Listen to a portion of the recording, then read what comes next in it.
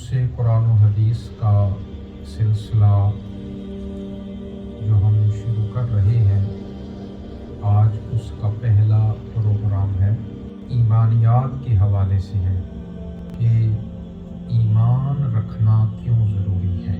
इंसान के लिए दीन और ईमान वाली ज़िंदगी में क्या फ़र्क है। आप जानते हैं कि दुनिया में बहुत सारे लोग ऐसे हैं जो ईमान नहीं रखते, ना अल्लाह पे, ना रिश्तों पे, ना अम्बिया अलैहिमुस्सलाम पे, ना उन पे नाज़िल होने वाली किताबों पे, ना ही आखिरत पे, ना तकदीर पे।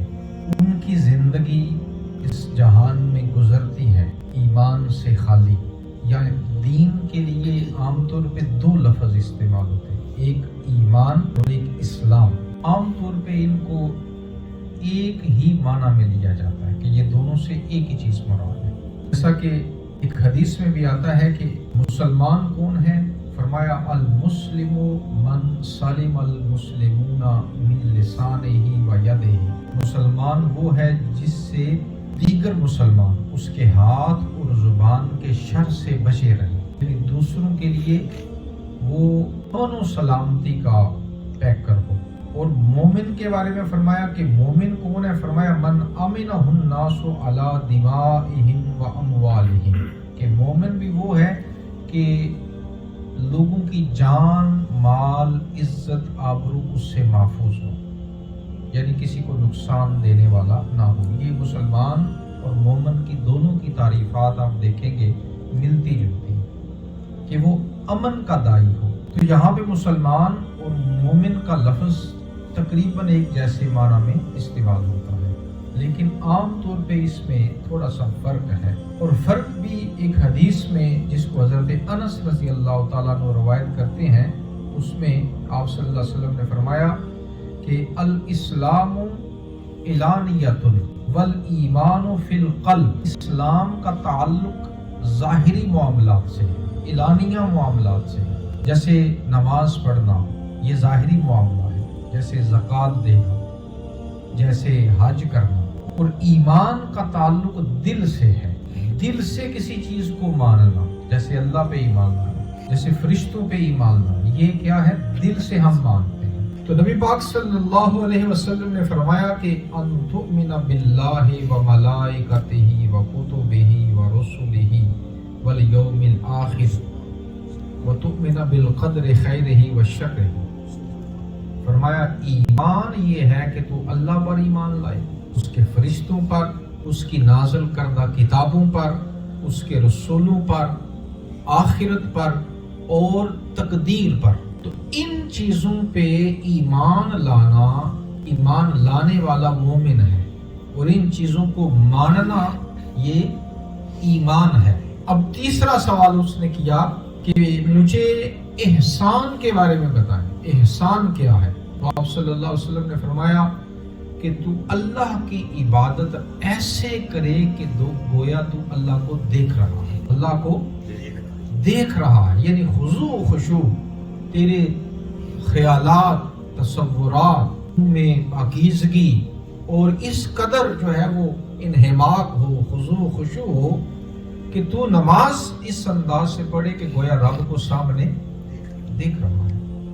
अगर इस मुकाम तक तू नहीं पहुंच सकता तो फिर ये ख्याल रखे कि मैं नमाज पढ़ रहा हूँ और मेरा रब मुझे देख रहा है। जाहिर है अल्लाह देख रहा है, ये तसव्वुर भी अगर कायम हो जाए तो नमाज खुशू खुशू वाली बन जाती है, इंतहाई आदाब के साथ फिर उसे पढ़ा जाता है। साथ ये कुरान, ये किताब नाज़िल की, फ़अब्दिल्लाह मुख़लिसन लहुद्दीन, बस अल्लाह की इबादत करें खालिस उसकी रज़ा के, खालिस अल्लाह की रज़ा के लिए उसकी इबादत करें। तो इबादत का मकसद, तबलीग का मकसद क्या है, खालिस अल्लाह की रज़ा। इखलास ये है कि इंसान को अल्लाह की रज़ा की तलब हो। अल्लाह रब्बुल इज़्ज़त ने एक और मकाम में फरमाया इखलास के बारे में कि जो अल्लाह के बंदे हैं, जो अपना माल मता अल्लाह की राह में खर्च करते हैं, उनके पेश नज़र मकसूद क्या होता है, इल्लब्तिगा वजह रब्बिहिल आला, اپنے عظیم رب کی رضا.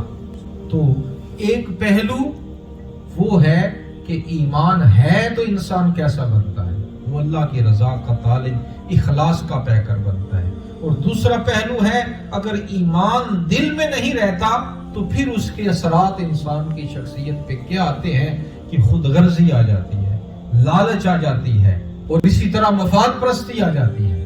حضرت ذیبکر یہ چیز جو ہے پھر انسانیت، احساس، مروت، عزت، احترام، وہ ساری چیزیں جو ہے وہ پھر بے وقت ہو جاتی ہیں جب انسان کے سامنے مقصد صرف پیسہ بن جاتا ہے، مادہ پرستی بن جاتی ہے. اور آج آپ دیکھتے ہیں دنیا میں یہ زیادہ چیزیں، یہ مادہ پرستی، دولت پرستی، وجہ ہی صرف یہ ہے کہ ہمارے دلوں میں ایمان جو ہے اس قدر پختہ نہیں ہے.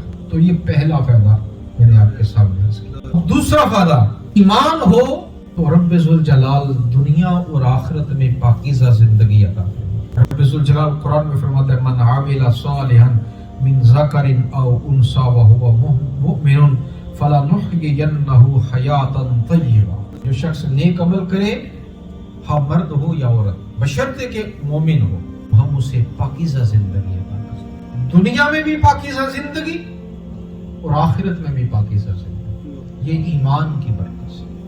ایمان نہیں تو پھر نہ دنیا میں پاکیزہ زندگی نہ آخرت میں اس کا تصور کیا جا سکتا ہے. تو دوسرا فائدہ کہ مومن کی زندگی دنیا و آخرت میں پاکیزہ ہو. اور تیسرا فائدہ، ایمان ہے تو دل کا سکون ہے. دل کا سکون ہے. کیوں؟ اللہ رب العزت نے فرمایا الا بذکر اللہ تطمئن القلوب.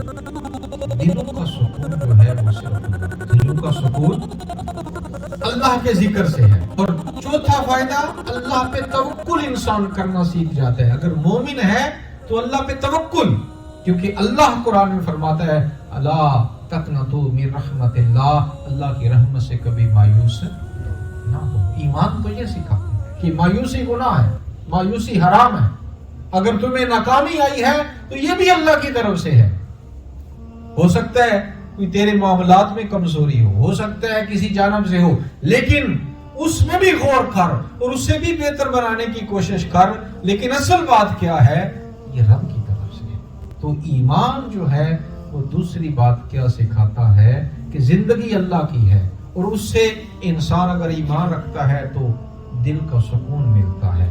پھر اللہ پہ توکل انسان کے اندر پیدا. ایمان والا بندہ پھر جب رب پہ ایمان رکھتا ہے تو پھر رب سے ڈرتا بھی ہے، رب سے ڈرتا بھی ہے. اللہ کا خوف اس کے دل میں آتا ہے، تقوی اختیار کرتا ہے، متقی بنتا ہے.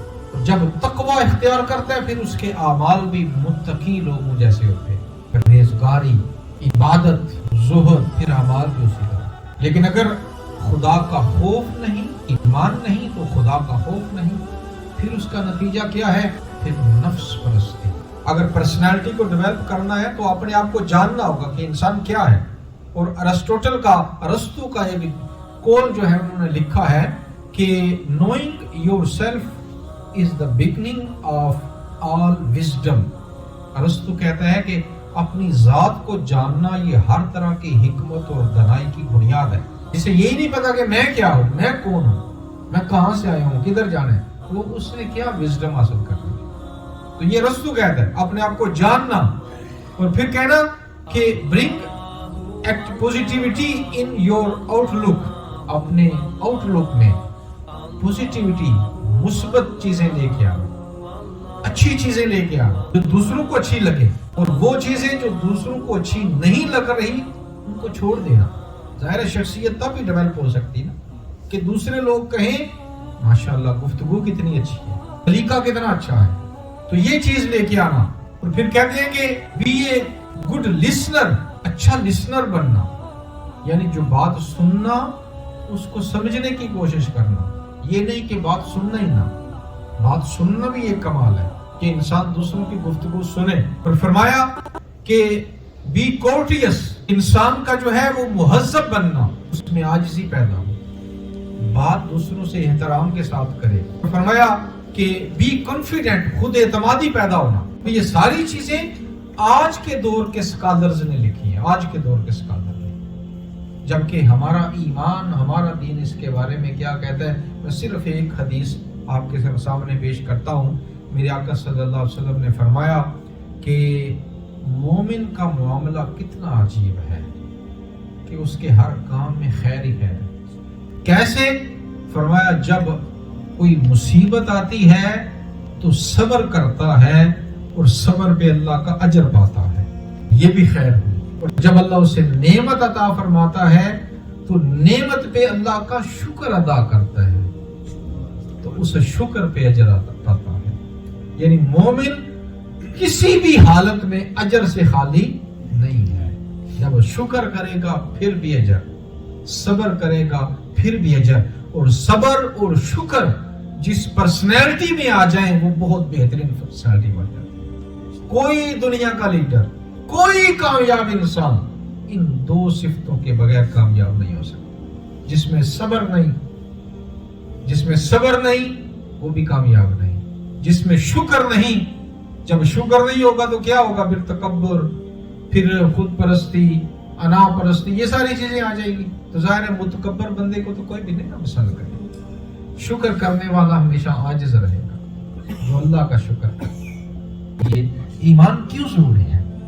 اگر ایمان ہوگا تو پھر یہ ساری چیزیں، اخلاص بھی پیدا ہوگا، پھر رضائے الہی کی طلب بھی پیدا ہوگی، پھر دل کا سکون بھی پیدا ہوگا، پھر اللہ کی توکل جو ہے وہ بھی انسان کے اندر آئے گا، پھر انسان جو ہے وہ خدا خوفی اور تقوی کا پیکر بھی بنے گا، اور پھر یقین کامل بھی اس کے دل میں آئے گا۔ تو یہ ساری چیزیں تب ملیں گی جب وہ مومن ہوگا، جب وہ ایمان رکھے گا کہ ایمان مضبوط ہو، یقین کامل ہو۔ اللہ تعالی ہمیں ان پہ